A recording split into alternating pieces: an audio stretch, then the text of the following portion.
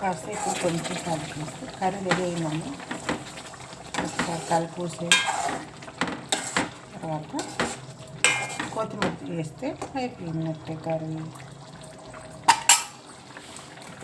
కొత్తిమీర వేసుకున్నాం. కొత్తిమీర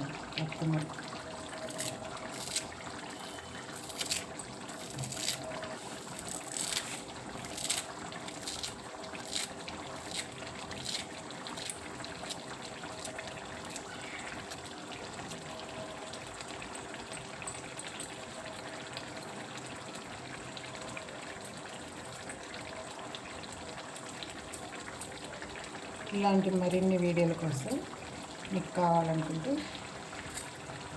కామెంట్లో తెలియచేయండి. ప్లీజ్ లైక్ చేయండి. ఏదైనా తప్పు ఉంటే మీరు కామెంట్లో చెప్పండి.